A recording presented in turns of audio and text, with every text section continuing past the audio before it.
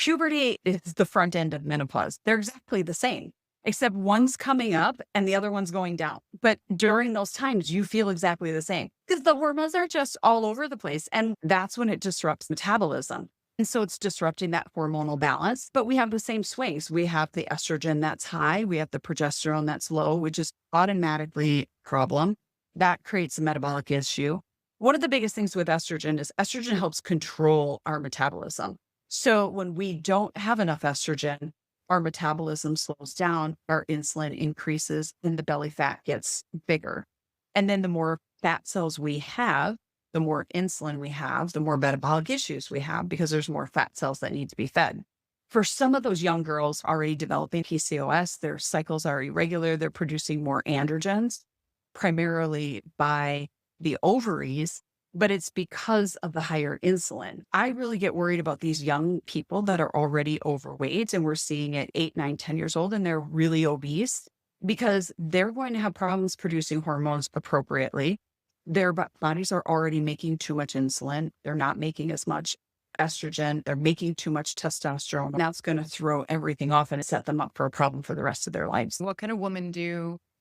Obviously, eating less carbohydrates, having protein with every single meal. We Right. don't eat enough protein. Average woman's getting somewhere between 20 and 40 grams of protein a day. We should be having somewhere between 80 to 100. You want 1 gram of protein per pound of body mass. You want it with every meal. Inositol is amazing. Inositol is the supplement that fixes all of this. Using 2 to 4 grams in divided doses throughout the day. Try not to bulk it all at one point of the day. You're better off dividing it in doses with meals. That works more efficiently. And for those people who don't want to take supplements, they can do food, but here's the problem. Your best source of inositol is oranges and cantaloupe and beans, but you'd have to eat 36 oranges a day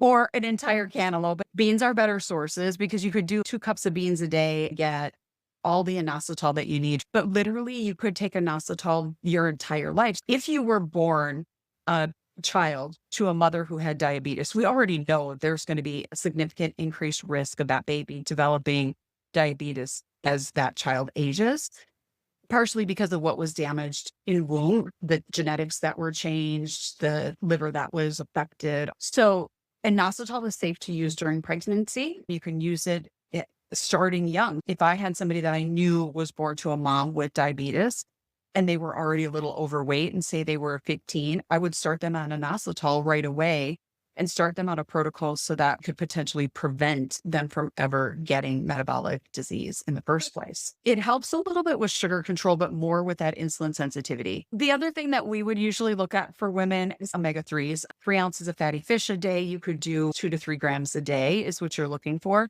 And especially as we age, those omegas are going to help build the brain. So they're going to help prevent brain shrinkage. They make something we need to prevent things like Alzheimer's disease, dementia. Omega-3s also protects the heart. So if a woman wanted to add supplements, you'd recommend those two, the inositol and omegas. Yeah.